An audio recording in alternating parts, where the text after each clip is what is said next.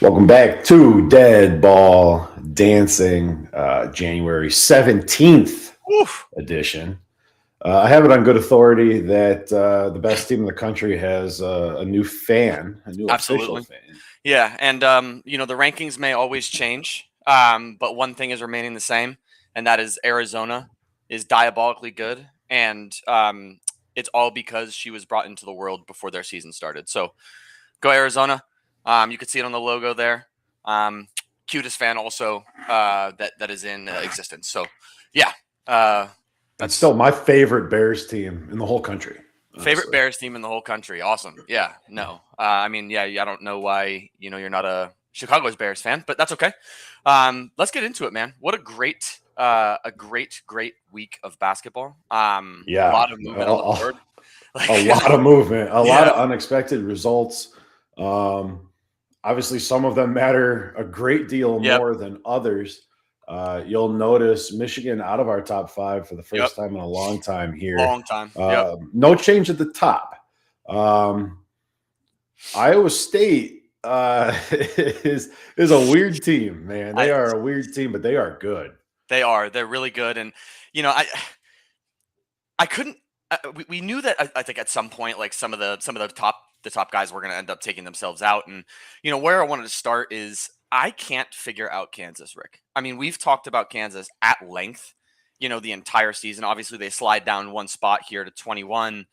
But like, who is Kansas, Rick? The last three games have been an 11-point loss to West Virginia, a 21-point win versus Iowa State, and then an 18-point win versus Baylor. And before that, they lost to UCF by 6. I know Darren Peterson is obviously a huge difference maker. I don't know if you got a chance to catch that, Kansas Iowa State game, but what the hell is Kansas doing, dude? Do you have any idea? So I thought for sure once they were back to health, Right, they would just kind of coast. right. But they are coasting. They are. Unfortunately, it's not in the way you want to coast. That's what I mean. Like, It almost seems lackadaisical. They're just kind yeah, of, for the most part, they're doing what we expect Kansas to do, right? Which is yeah, win games. Like no one really expects any of these teams to go undefeated.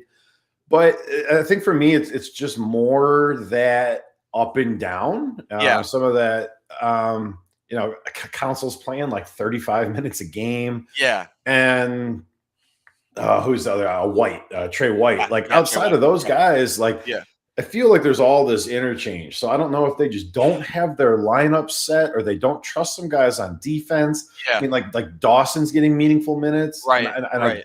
I don't know if that's what's playing into this. Not Yeah, being healthy for so long. true. Maybe they're not as mature in their sets as they Yeah, would be at this point in the season.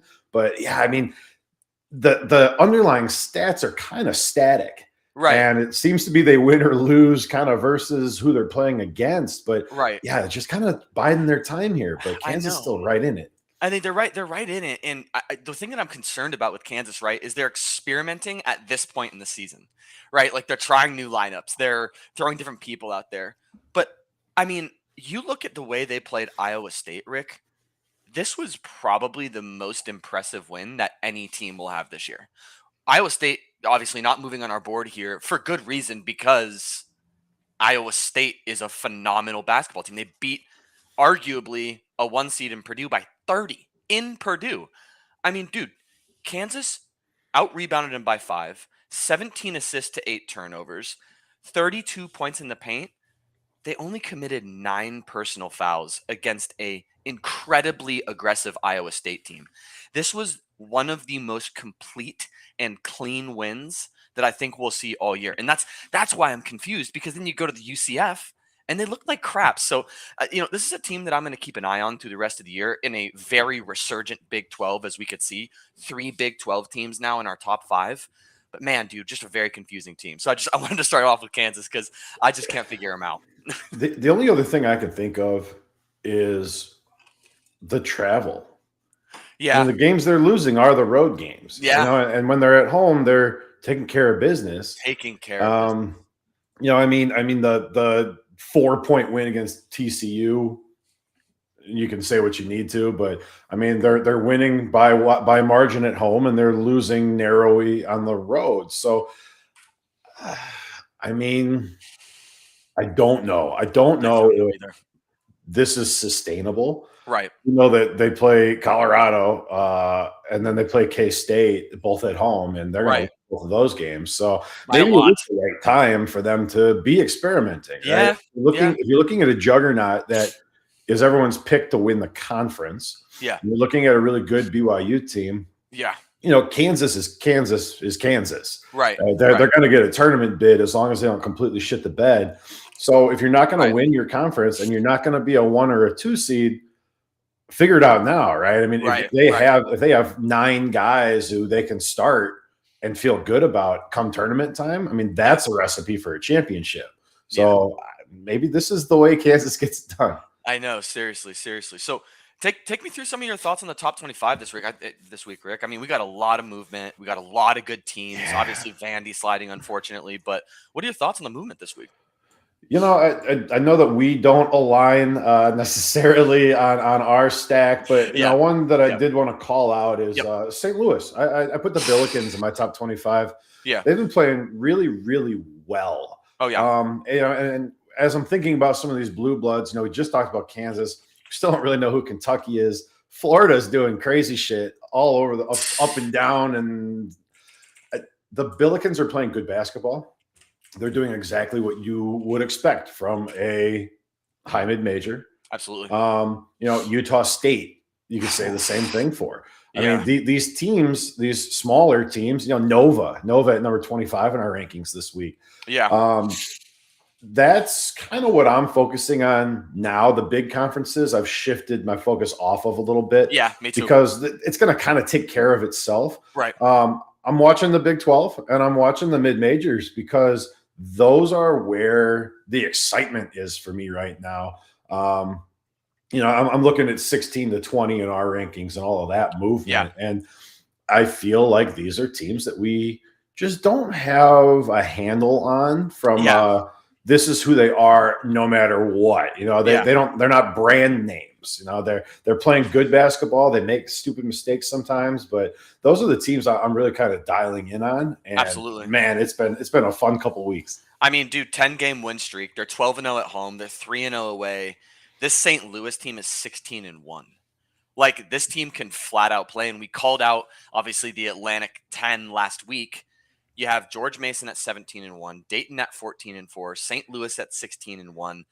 That conference is stacked. And when to your point, when you take your focus away from these bigger conferences and watch an A10 or watch an A-Sun, right, you're going to start watching some basketball that's really inspired. So, and I love your call out. You know, I think I have St. Louis inappropriately ranked right now.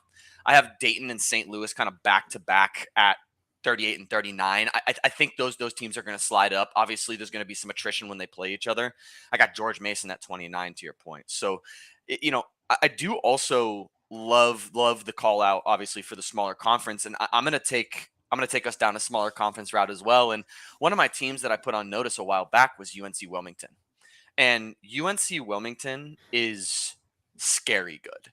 Like, I'm talking this could be like a 10 seed good. They now have a 9-game win streak and a 6-game win streak in the same season. They're 16-2, and they're starting to figure out their offense. Their games are won on the defensive side of the court, but now they're starting to figure out their offense. In the last 6 games, they scored over 85 6 times, including 100 points versus Columbia, 15th in scoring defense, 18th in three-point percentage defense, 56th in two-point percentage defense. They're 23rd in opponents' free throws made. They force a ton of ISO ball. This UNC Wilmington team is fun to watch, Rick, and they have 2 players that need to be studied. Nolan Hodge is 16 points, 5 rebounds, 2 assists, 1 steal on 45% from the field and 43% from 3, dude. And then you got Patrick Wessler, 13 points, 9 rebounds, 1 block on 24 minutes a game. 60% field goal percentage. This team can play, dude. So when we talk about these smaller conferences, keep your eye out for teams like St. Louis, UNC Wilmington, and some of the teams we'll get in today because they're coming. Like they're going to cause some problems in the tournament for sure. And I got Wilmington at 22, and I think that's right. I think that's right.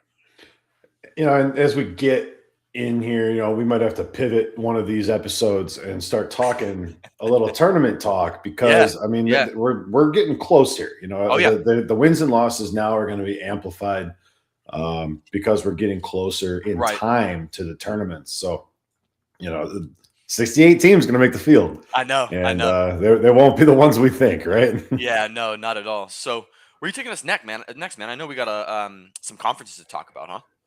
Yeah, let's do the elephant in the room here. Let's talk the Big Ten. I still have Michigan at number 2. Yep. And the reason for that is because I believe that they are still the best team in the Big Ten. Yeah. Head to head. Sure. And man, we're going to find out. We're going to find out really quick. And chances are I'm wrong. Another one that is in the same boat for me is Illinois. Yeah. Illinois is the same thing. These teams are all going to play each other here in the next 13 days. Yeah. And we're going to find out. The one I don't really have any questions about right now is Nebraska. Nebraska's playing so well, obviously at 3 in our rankings. So let me start there. Justin, is Nebraska a 1 seed if they continue playing the way we've seen the last month? I think so. And I think it's because not only they're 17-0 and they have multiple different ways to win, they don't quit, dude. Like, there is absolutely no quit in this Cornhuskers team. I mean, they were down double digits at some point in that Indy game, down 9 at half. What'd they do? 53-38 in the second half. This team is firing on all cylinders, and we're going to get to a point where what happens if Arizona and Iowa State lose? Are we talking about a Cornhuskers team that could be the number 1 overall seed? There's no way. I mean, it feels gross. It doesn't feel right? But I mean, you're going to have to start asking those uncomfortable questions, because if they run the gauntlet in the Big Ten is probably the best basketball conference this year. So, and I'm looking at the Big Ten right now. Yeah. Right. And you've got the little sisters of the poor, Maryland, Northwestern, and Penn State, who are essentially out of the conference crown already. Right. But, there's teams here that we've discussed at length. There's teams that we've discarded. Yep. And I hate it because I'm looking at the standings and the Badgers are 4-2 in Big Ten play. I know. And that's what the stupid Badgers do all the time. Like UCLA, we threw away. They're 4-2 in Big Ten play. Right. So a lot of it's going to fix itself, right? Nebraska and Purdue can't both be undefeated. Michigan and Michigan State can't both have 1 loss, right? So these things are gonna sort themselves out. But in the meantime, I'm trying to keep my lens back and look at the body of work and then look at the path. Some of these teams only have to play 1 real game to get through. The Big Ten schedule is unbalanced. So all of these juggernaut top of the Big Ten teams don't play each other in equal amounts. So I'm trying to keep that in mind with my rankings. I have Michigan still at 2. Yeah. It is admittedly probably an over rank. Yeah. I have Illinois and Purdue and Michigan State essentially the same. Yeah. And then I have a whole bunch of Big Ten teams 22-35. Right. Because Ohio State is now 11-5, 3-3 in Big Ten play. Yep. And I think Ohio State is one of the better Big Ten teams. Yeah. And, obviously record's all that matters at the end of it, right? You got to win the games. You got to win the games in front of you. You got to put a resume on paper. But we've seen Ohio State be really, really good. Right. And, I think they beat USC straight up. I think they beat UCLA straight up. I think they beat the Badgers straight up. I think they give Michigan State a run for their money. So, okay, give those wins. And we're talking about, an Ohio State team that's right there at the end of this. Right. So I'm having trouble with the Big Ten. So that's where some of my Big 12 focus will go. If this game that we're going to talk about a little bit later goes the way I think it is, I can de-emphasize the Big 12 a little bit. There's only so many hours in the week, right? So watching Big Ten games on Peacock is kind of my new dirty little secret. And it's funny because like even the bad teams in the Big Ten are good. Like Washington is abysmal. They only lost to Michigan by 10. They beat Ohio State. They only lost to Purdue by 8. They only lost to Indy by 10. I mean, they beat Utah. They beat San Diego. Like they beat USC. Like this is It's Washington. that Like, parity, man. yeah, like this team sucks, and they're out here like really testing some of these good teams. But I do want to stick with the Big Ten here, and I want you to walk me through because I think excuse me, we're a little disconnected on Illinois, and I want you to walk me through why Illinois is better than Purdue in your eyes. Obviously, I'm a Purdue homer. I got it, right? But Purdue's starting to look real good, right? So what is the difference that you're seeing eye test wise, statistically, that gives them the edge over Purdue for you? And I knew we were going to come to this. I knew we Yeah. were going to talk this. And I can't find it statistically, right? So I have to fall back on the eye test. I hear you. Right? I hear you. The way Illinois executes their game plan Sure. Yep. makes me think that they can win any game. Yeah. Not that they will win any game. We saw what Iowa State did to Illinois or to Purdue. Right. And I'm thinking, let's plug Illinois in. No, right? I mean, it's the same outcome or worse, right? Right. But as I'm thinking through the way Illinois kind of imposes their will, sure, against teams with inefficient offenses, sure, yeah, right? I hear that.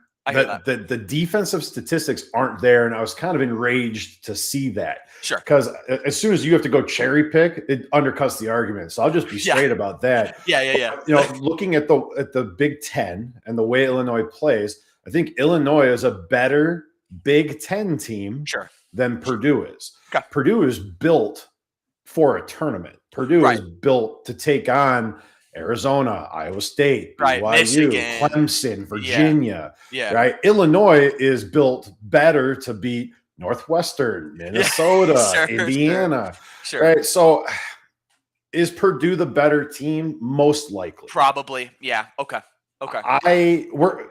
We have a unique opportunity 1 week from today. We can probably make it our game of the week.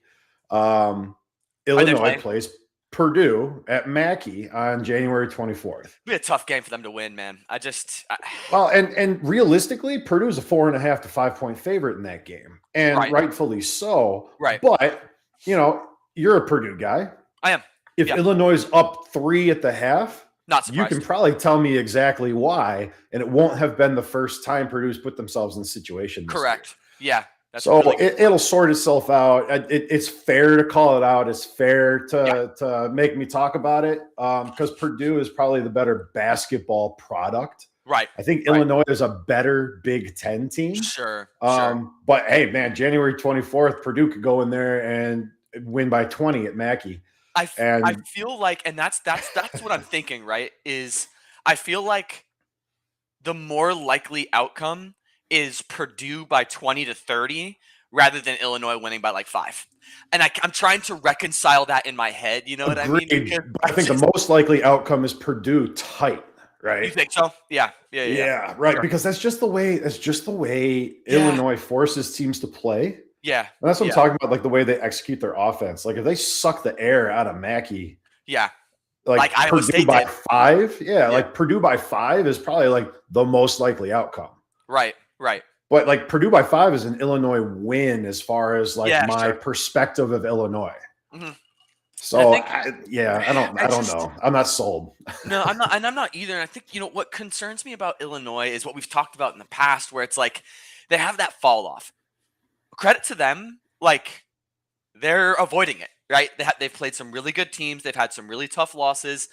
But what's concerning to me is you start looking at the stats, and again, statistically, they look good on the defensive side of the ball. Like they're actually statistically really good, but like 364 in forced turnovers, like 231 in allowed offensive rebounds, 102nd in second half defense, right? It's just like stuff like that gets me worried about them going into Big Ten play, because those are the intangibles that you need to win, right? So I'm going to keep my eye on them. 124, we probably should make that our game of the week. That sounds like a really fun matchup in Mackey. But yeah, I think, the Big Ten is a freaking powerhouse, dude. So I'm glad we got a chance to touch on them today. Because Well, hey, really quick, and regardless of what happens at Mackey, Washington on January 29th at Nebraska 3 days later. yeah, So short week for Illinois going into what we agree is the best team in the Big Ten, right? right. So Correct. Yeah. Illinois has some losses coming. Yeah. They need to pick their spots here, but Purdue, Washington, Nebraska, Northwestern, Michigan Right. State, Wisconsin, Right. so like if they get into one of those Illinois slides, there's 4 or 5 losses in a row here. Correct. And I never, by the way, just a quick call out. I never thought I would find myself rooting for Wisconsin. We'll get into them a little bit later. I can't believe I'm saying this. Go Badgers. And thank you for doing the United States a service. I couldn't even enjoy it, man. Hell of a game, dude.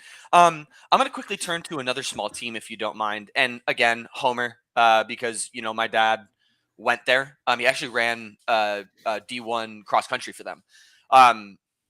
Miami of Ohio is actually really good. Like, they're actually really good, dude. They're getting votes. They're getting votes in the AP poll now. They're getting, and I think that's right, Rick. And obviously, I'm being ridiculous, right? Putting them at 9. They're not the 9th best team in the country. But I do actually believe that this team is a top 25 team in the country. Rick, if they go undefeated in MAC, win the regular season, win the conference tournament, we're talking about a Miami of Ohio team that legitimately could be a 5 seed in the tournament. Like, I'm probably like exaggerating a little bit, but when you start thinking about it, like, they're 21st in scoring offense, 3rd in field goals, they're 25th in 3 points made, they're 51st in free throws made, 14th in first half offense, 42nd in second half offense. They are the number 1 team in the country in shooting efficiency, Rick. They have a 40-point conference win. I mean, this team is well built. They're balanced, and they do not take their foot off of the gas against any team they play. So, I know, maybe for some of our new viewers, we talk a lot about these smaller schools. Rick mentioned smaller conferences. Check out a Miami of Ohio game, man. This team is really aggressive, and I'm really high on them, man. I'm really, really high on them. Tuesday, 5 p.m. Arizona time at Kent State. If they can get through that game, we might be talking an undefeated Redhawks team here. So. Dude. Yeah, insane. I want to talk Virginia really quick. They're boring to watch. I know. It's just like they're good. Yeah. Full stop. They are. 15. You could torture war prisoners by making them watch Virginia basketball. It is so dull. It's so bad, bro. I can't help but think that it's an ACC problem. We hate on the ACC a lot. All the time. The ACC is so boring. Yeah, it's bad. They have good wins. They're winning well. We had talked about their trip to NC State as a potential trap game. They took care of business. They beat Cal, beat Stanford. They go to Kentucky and handle Louisville, 9-point win at the end there. But they were in control. Down. Yeah, they beat them down. Yeah, got a loss to Butler. You got a loss to Vatek. And that I don't know that there's more losses here. They get North Carolina at home. They did pull Ohio State in the ACC Big Ten Challenge, which is a really interesting matchup. Because Ohio State can play boring too. Yes, they can. So I want to just say boring wins are wins. They are. But man, the ACC needs an injection of fun. Yeah. I watched the Hurricanes Notre Dame game the other day, and it's boring as hell. It's so bad. And I think I have Virginia incorrect. I have them at 24. They're better than 24. That's a bad ranking on my behalf. I think where I'm struggling, and initially why I put them at 24, at least in my rankings, obviously they're 16 in ours. I think that's a really good spot for them. That Va Tech loss was bad, Rick. Yeah, That was a bad loss. Like I don't even mind the Butler one so bad. Butler's not the Butler that we've accustomed to see, but like Butler's not bad. 17-7 in the third overtime against Virginia Tech. Like Virginia Tech kind of beat them down. And I think that is why I'm paused on where to put them. Obviously, the Stanford win's actually pretty good. Stanford looks good this year. Cal looks good this year. That's a good win. Really interested to see what happens at 10 a.m. today, Arizona time. That SMU team can play some ball. It's one of the best offenses in the country. Who wins? Is it Virginia's slow, sloggy pace? It's like a Big Ten frickin' pace. Or SMU's high-powered dynamic offense. I would give that one a watch. I'm going to keep my eye on that because I think that'll tell us a little bit more about Virginia, right? So be a good one, though. Be a really, really good one. Yeah, there's some good games on the slate today. Yeah. Oh, yeah. In general, it was tough to dial in on a game of the week. But yeah, lots of good basketball being played today. And agreed. And I'm actually going to round out. I know we have a few more things to talk about, but for me, I want to round out with our 17th team ranked on DBD. I'm a little scared. I think I jumped the gun on calling Alabama the SEC favorite. Obviously, we were wrong, like Vanderbilt is. The Gators are quietly making themselves relevant, and I'm scared. The loss to Mizzou is really bad. Obviously, you and I were high on Missouri early in the year. They've kind of fallen off. They have 2 ranked wins in the last 3 games, beat a really good Georgia team, and then absolutely dog walked Tennessee. And I mean dog walked, bro. Like 48, they shot 48% from the field, 30 from 3. Dude, they had 30 points off turnovers, 26 fast break points. They just ran them out the gym. Like, you look up and all of a sudden, like, this team is not bad at all. 29th in scoring offense, 24th in field goals made. They get to the line. They're 41st in free throws made. Oh, yeah. They're also now playing defense, dude. They're 31st in field goal percentage defense, 73rd in first half defense, and 11th in 2-point percentage defense. Like, this team's starting to get a little scary, dude. They're the best rebounding team in the country by an absolute long shot. They're number 1 in offensive rebounds, 15 per game, Rick. 15 offensive rebounds. And they're number 3 in defensive rebounds. Dude, this is going to be the game of the day, in my opinion, dude. If they beat Vandy, they might be a top 5 team for me. They might be a top 5 team for me.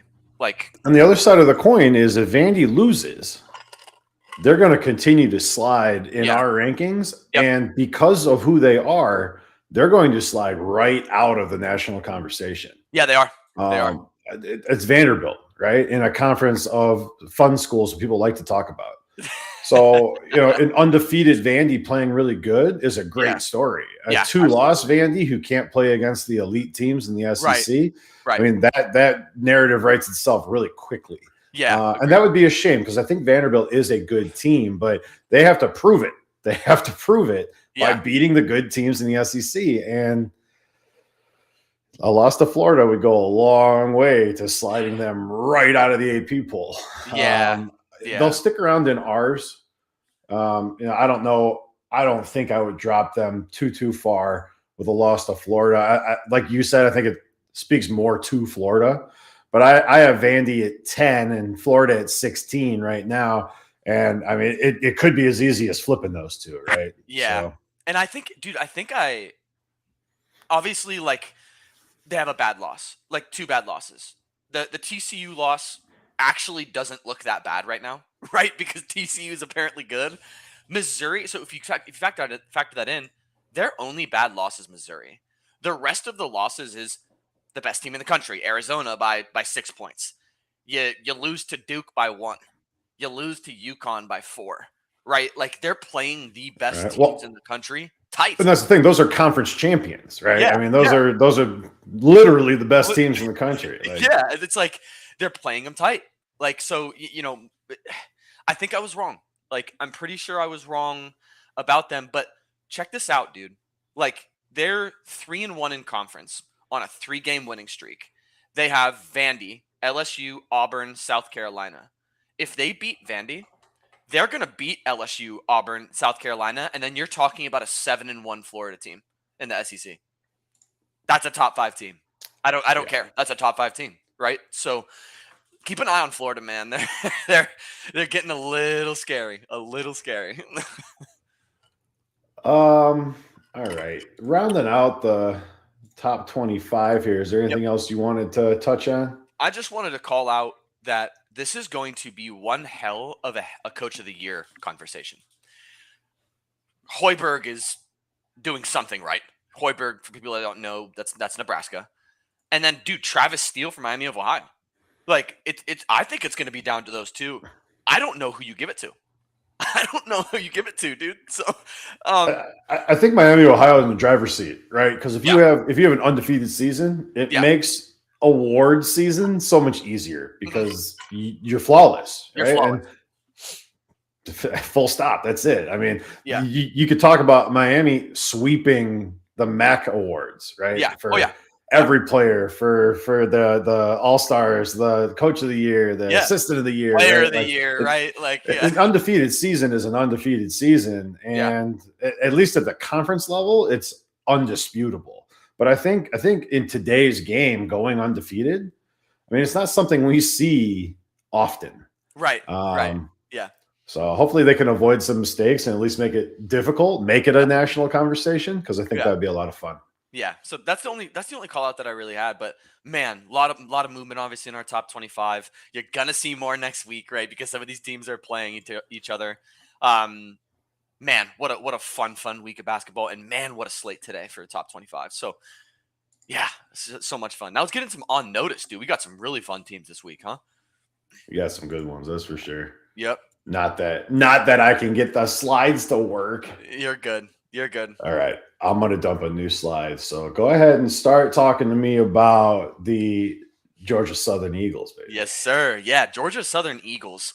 They look good, man. They're 13-6. They just had a 9-game win streak. Like, you're like, what? The 9-game win streak. Tough loss to South Alabama, but I don't mind that loss. South Alabama's not that bad either. This offense is fun, dude. This offense is fun to watch. 61st in points, 58th in 3 points made, 25th in free throws made, number 70 in fouls drawn per game. This team gets to the rack, Rick, and they are relentless and aggressive.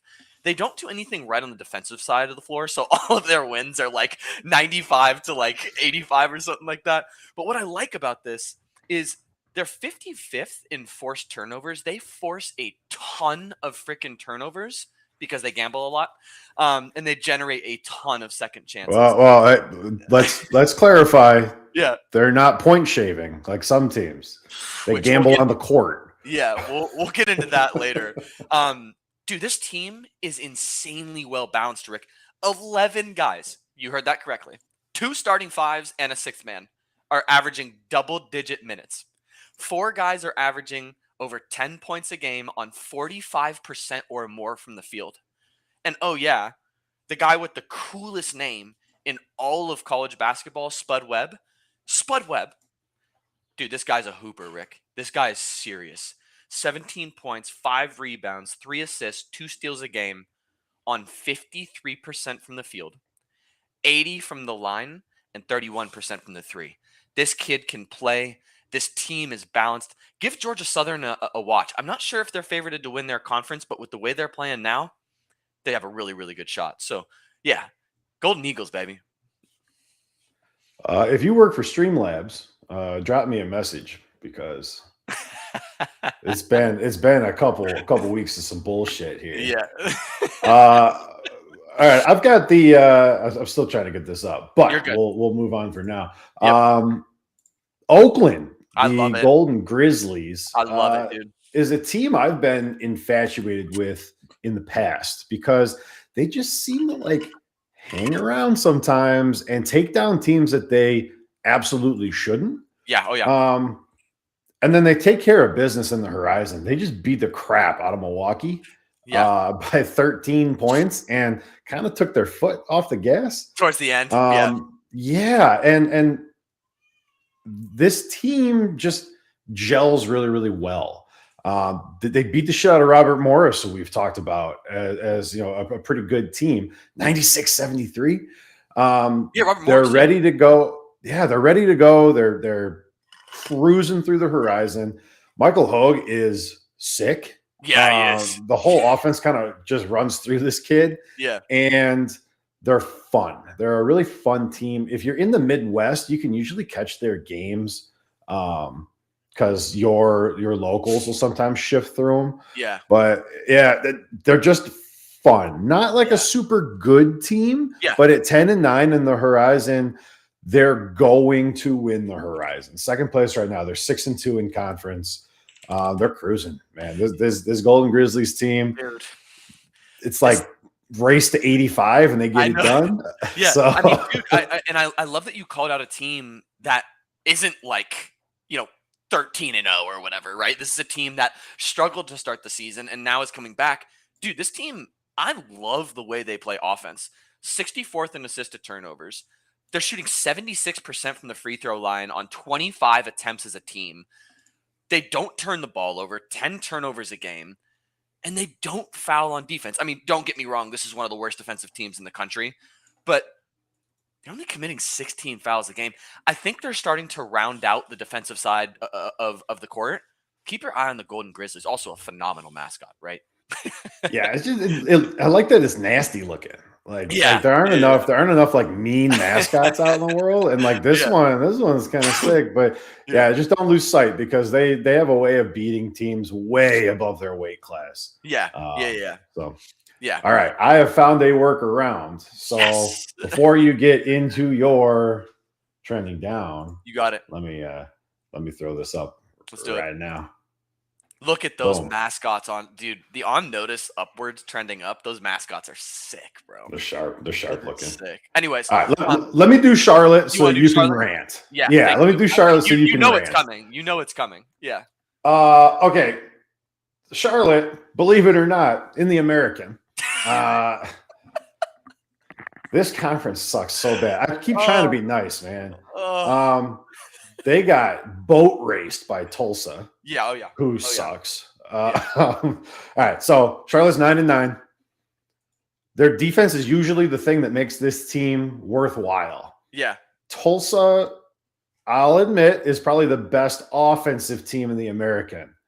Now, when I was a kid, used to be able to say some funny little things that kind of made fun of certain people. Right. Yeah, I'll slip it in there. Tallest midget was a thing that used to be said. I don't know that you can say that anymore, but that's Tulsa's offense, right? Yeah, so correct. Getting boat raced by Tulsa is not good. No, not good.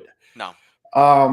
They gave a 53% shooting in the first half of that game, and Tulsa just kind of boat raced them. That's the best way to say it. So this team is 3-2 in the American, and the travesty here is that they're in the top third of the American because the whole thing, they're eating each other alive here. So gross. They're probably going to lose the Rice. And I don't know who wins the American. I mean, dude, it's not going to matter. Memphis is the number 2 team in the American right now, and their overall record is 8-8. That is horrendous. Yeah, it's not good. I do like Tulane though. Like Tulane's actually kind of a cool team. They got a cool logo. Yeah, that team can play. That's about it, actually. Should I do it? Do it. I am so happy that the state of Michigan is suffering. It's a horrible state. The people are horrible. And now their basketball team is also horrible, right? 15-1, the Wolverines. Let's be honest, Rick. Wisconsin is not the Wisconsin that you and I have become accustomed to watching. That's a bad loss. That's a bad loss. I mean, I'm happy about it, but that's a really bad loss. When you look at their offensive defensive stats, they look like the fucking Avengers. They are ungodly good from a statistical perspective. But when you look into why there have been so many close games versus let's be honest, bad teams. The trend starts to make sense, right? 1 point win versus Wake, 4 point win versus TCU, 2 point win versus Penn State without Penn State's best player, 3 point loss versus Wisco. Those are bad. Like, those are bad wins. I don't care. They're 187th in committed turnovers. They're 267th in offensive rebounds allowed. They're 261st in opponents' 3-point made per game. Let's go to the Penn State game. Committed 12 turnovers and allowed 14 offensive rebounds to Penn State. Allowed 15 3-pointers made versus Wisco. Wisco shot above 50% from three. Committed 21 turnovers versus TCU. This team, though very good, and will likely still be a 1 seed because the AP likes to gobble them, is trending in the wrong direction, and I could not be more happy. I'm concerned about them in the Big 12, Rick. Like, they have to go against Nebraska. They have to go against Purdue, Illinois, right? This recent Michigan team, if we get that version versus Purdue, Illinois, Nebraska, they're going to lose. Like, they'll lose to those teams. And keep your eye on the way they've been playing. They're getting a little lackadaisical. They've taken their foot off the gas. And again, just to reiterate, the state of Michigan sucks. And your basketball team sucks. And Michigan State is the best team in the state of Michigan. So they're trending down for me. And I'm elated to continue to talk about how poorly they're doing. I might keep them trending down next week. I don't care if they win. Fuck them. Fuck Michigan. The thing that I keep coming back to is they're getting every Big Ten team's best shot. Yep, they are. The Penn State thing is weird. It doesn't make sense. It doesn't mean it's not sustainable for a downward trend, right? I mean, losing to Wisconsin is not good, but that Wisconsin team, the one that played on that day, is maximum potential, right? I mean, that's the Wisconsin we were talking about earlier this year. It's not good. I don't know exactly what's going on there, but it's like we talked about earlier. The Big Ten is gonna sort itself all out here. So yeah, and I mean, let's be honest. You know, Lendenberg is going to be a top 2 pick in the draft, most likely. They have phenomenal balance, right? Like, they got 5 guys over 10 points a game, almost 6. But you look at some of these guys, dude, and like their fourth leading scorer is shooting like 43% from the field. They can get a little weird, you know what I mean? So, you know, they're going to end up winning games. They're going to end up probably being the best team in the Big Ten, but they have to be very careful when they play these lower tier teams, because these lower tier teams are still not bad. Like, we just talked about how Washington sucks, and they're trying teams. They just tried Michigan, right? So, yeah, trending down. I hate them, and I'll probably keep them on notice for the next month. We have a massive game for Huge game of the week. Huge But game. what I need you guys to do is jump onto Chainlink right now and pick this game, and then drop your pick in the chat. I got to do this right now. If you're not playing Chainlink, you are doing yourself a disservice. It is a free game. It is a lot of fun. We don't even mine your data or send you annoying emails. Yes. We could. We don't. App is really cool. Obviously, the game will be highlighted in that beautiful blue border. It's lit up. Yeah, it's really, really cool app. You guys should definitely check it out. BYU Texas Tech is the dead ball dancing game of the week from Lubbock. Yep. Texas Tech right now sitting 2.5-point favorite with a total at 160. Woo-hoo-hoo.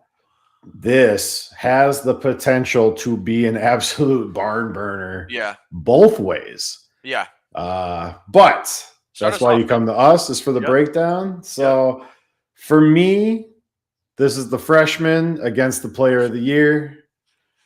Well, you have your number 1 overall draft pick, and you got the Toppin, okay? Yeah. Reigning Big 12 player of the year, best player on the court. But this BYU team, bro, is nasty, and Dybantsa is Gross. so good. He's so good, dude. This guy can ball. Okay, 23 points a game, 20 plus in 10 straight games. Like that's NBA nonsense, right? That's like no defense, but they're playing really good defenses, and he's still doing it. So that's the big thing for me is whoever's the better player on the court today, that team will win.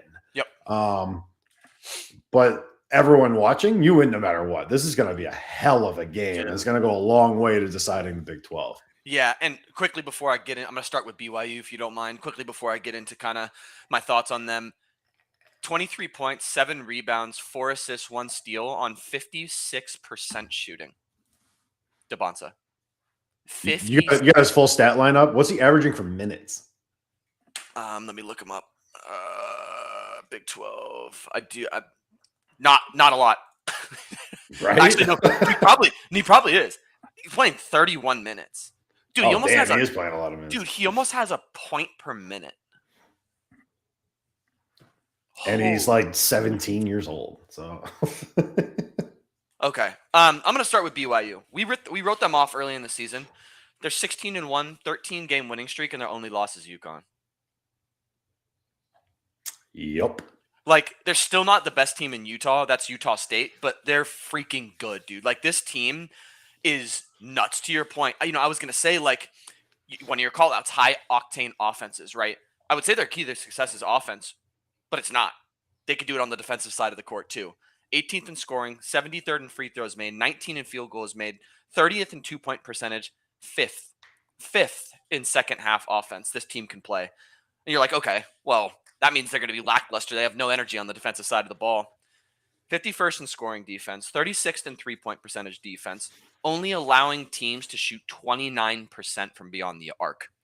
They're 10th in free throws made allowed for the opponents, and they're 21st in second-half defense, Rick. So now you pair the 5th best second-half offense with the 21st best second-half defense, and that is a recipe for success. My keys for BYU, man.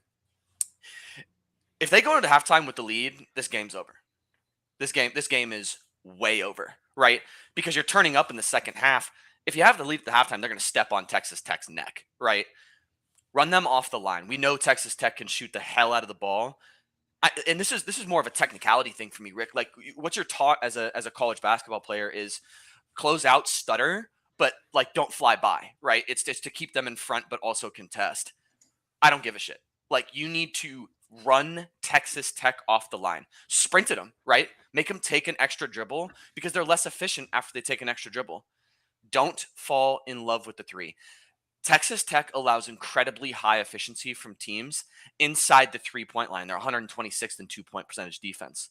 Get the ball to the frickin' rack. And my X factor before I turn it back over to you for your thoughts on BYU. Who wins the boards? Who wins the boards today, Rick? BYU's 18th in defensive rebounds. Texas Tech is 35th in offensive rebounds. Something's going to give. Something's going to give. And I'm concerned because Toppin is such a monster that BYU's defensive rebounds are going to give. Last thing. It's not Saunders, but it's Wright the third.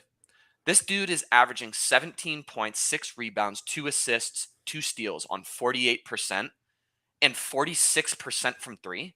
This dude is shooting 46% from 3, Rick. No one talks about him. If Wright has 10 points by halftime, this game's over. This game's over. So, what are your thoughts on BYU? I'm going to turn it back over to you before I get into Texas Tech. BYU is one of the best teams in the country. For a reason. They've been criminally underranked by us. Yeah. But up to number 5 in our rankings now, which I think is fair. Yep. This is a really, really good team. Very good team. That has the potential to be an all-time great team. Yep. They have their all-star player. They have a phenomenal, I'll call it supporting cast, but I mean, this BYU team would be good without Dybantsa. Dybantsa. I know. It's scary. So having him to sprinkle in essentially for 30 minutes a game Nuts. is huge. It's absolutely huge. Nuts. I believe BYU is the better team on the court when they put it all together. Texas Tech, obviously the favorite here. BYU is way more explosive. Yeah. So as long as they can take care of the ball, which they do, right? There's no reason to think that they won't. They should be able to dictate pace, take a lead, and hold on to it. Yeah. Agreed. Quickly before I go to Texas Tech, because I'll take every opportunity I can to shit on these two players. Dybantsa is what Ace Bailey's bitch ass wish he could be. And Ace Bailey sucks, and he's a horrible person. Texas Tech, Rick. 13. He is averaging 10 points a game in the NBA. I mean, I don't like Ace Bailey either, but who's he play for? That's what I thought. The NBA. Like, it doesn't matter. Like, that's such a joke of a league. It is. I hate Ace Bailey. If you ever watch this, I wish you health, but I hope you suck and have a horrible career. Rutgers is better without him, is all you need to know. Yep, agreed. It's weird. Not good, but better. Yeah, they still suck. Texas Tech, brother, 13-4. They're starting to put it together. I will say that. They have displayed some highly questionable effort, and that's why I'm concerned about Texas Tech. To your point earlier, they aren't just a defensive team anymore because they don't play defense anymore. You know what I mean? And this is a Red Raiders team that was, no matter how you spun it, top 10 defensively last year, right?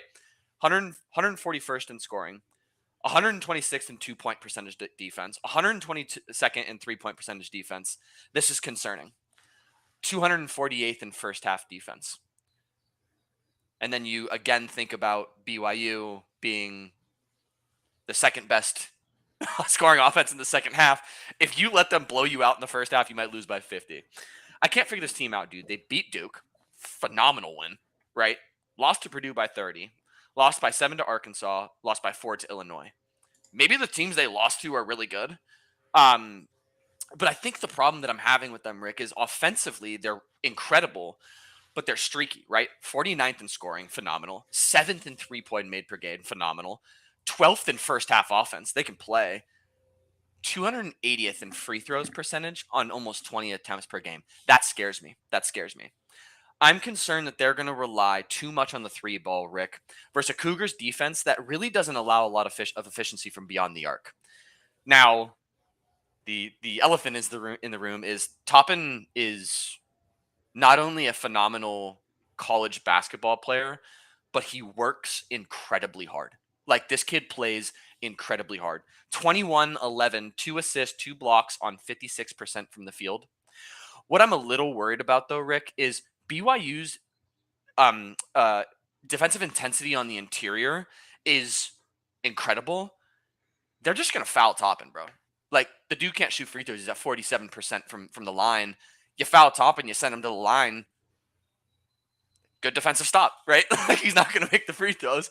So, my keys for Texas Tech is this all comes down to the first half. TTU is in danger because, again, they're 248th in first half defense going against the 38th best first half offense.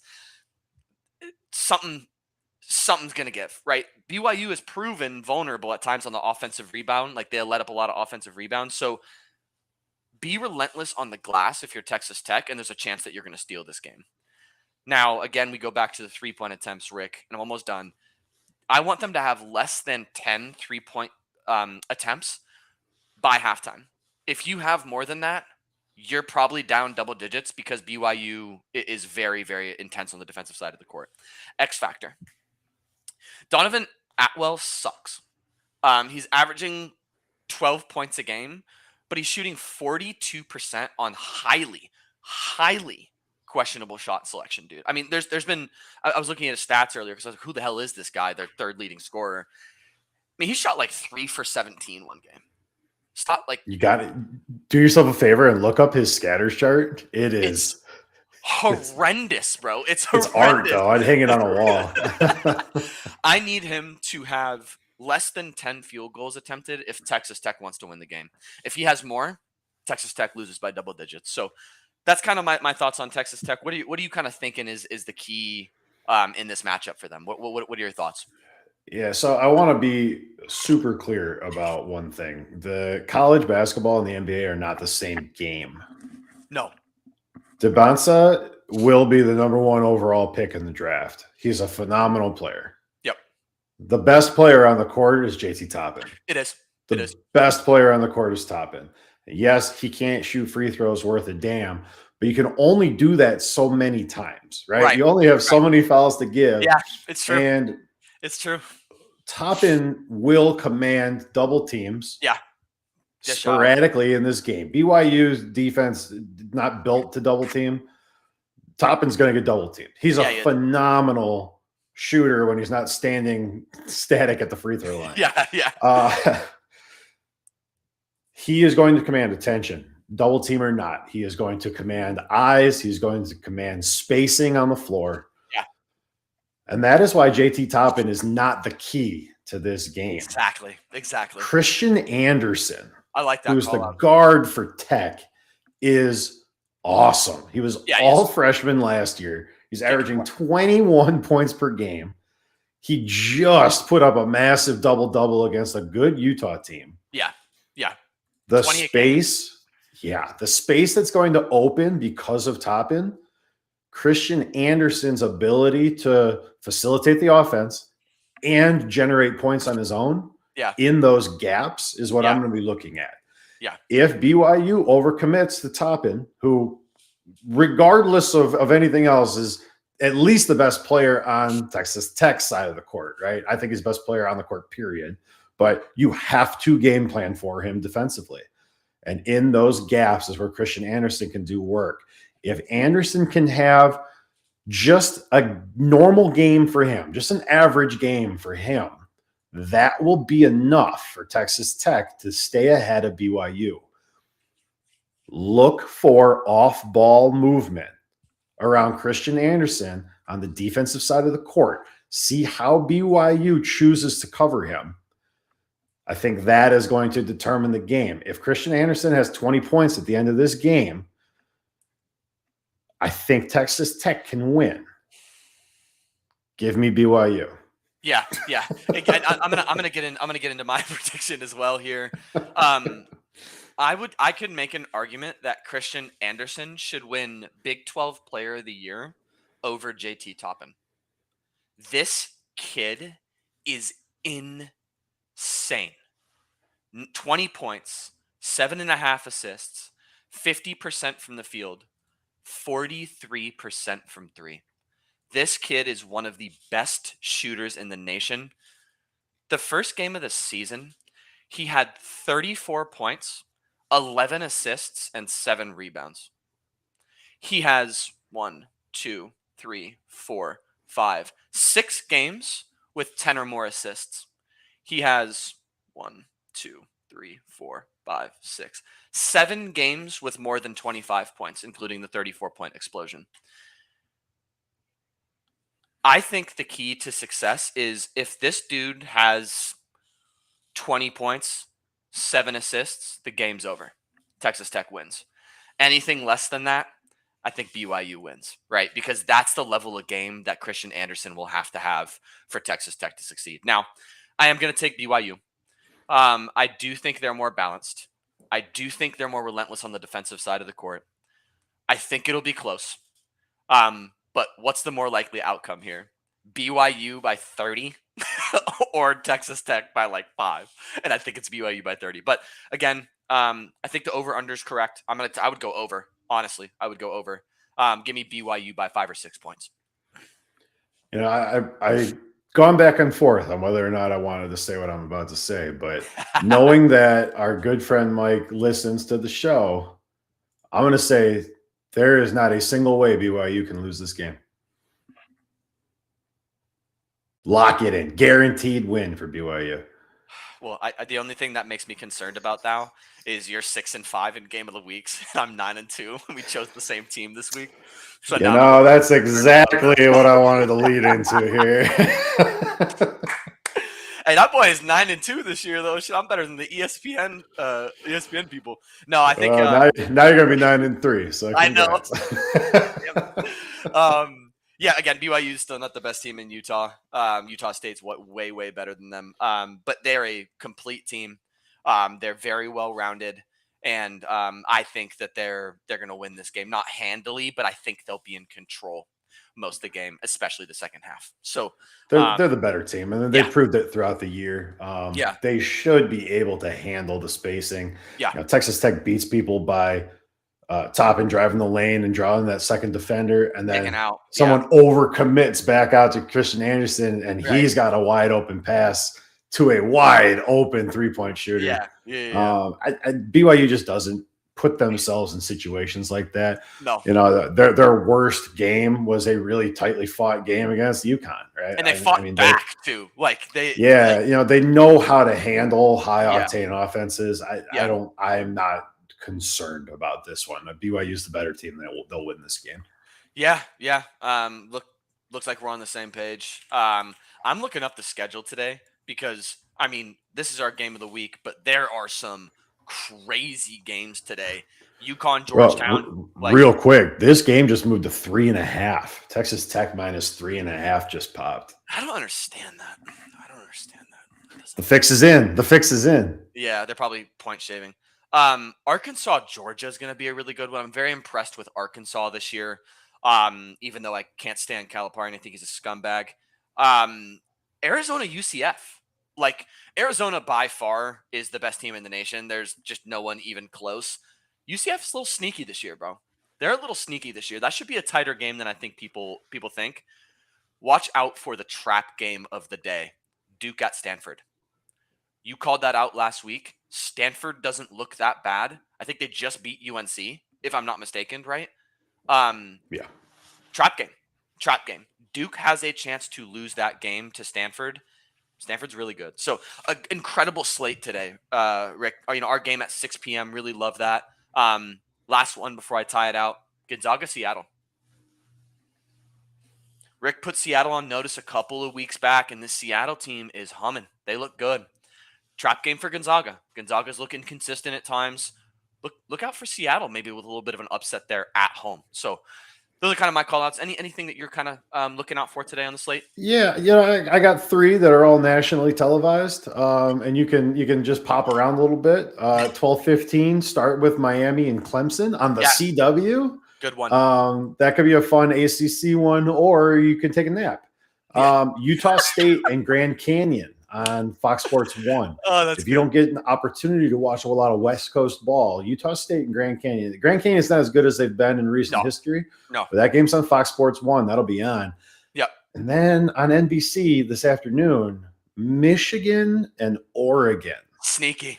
A lot of travel. If you want to see what Justin's talking about with this Michigan team, this is a good one because this Oregon team is better than they look and also worse than they look. Right. But regardless, Michigan should beat the ever-living crap out of this Oregon team, especially Mad coming off of a loss. Yeah. So those will take you right into the game of the week. There's a lot of good basketball on today. Ton of good basketball and just a couple really good ones coming up this upcoming week. Seton Hall at St. John's. Seton Hall looks real good this year. That's good. That should be a really tight matchup. Indy at Michigan. Heads up. Indy's pretty solid. Vandy at Arkansas on Tuesday, January 20th. That is going to be a bloodbath. That might be the game of the week. So, dude, phenomenal slate. Phenomenal show this morning. And yeah, this game of the week is going to be incredible to watch. Tune in for sure. There is no link in the bio, but if you follow us on Instagram, we are doing the Cardinals Climb, which is a new fundraiser for special needs in the Phoenix Valley area. Oh yeah. So check that out. Hop on Chainlink, make your game of the week picks. And we will see you guys next weekend, same time, same place. Hell yeah, brother. Great episode, great show. Phenomenal slate of basketball coming up. So good talking to you guys and tune in. Dead ball dancing, baby. Peace out, y'all. Peace.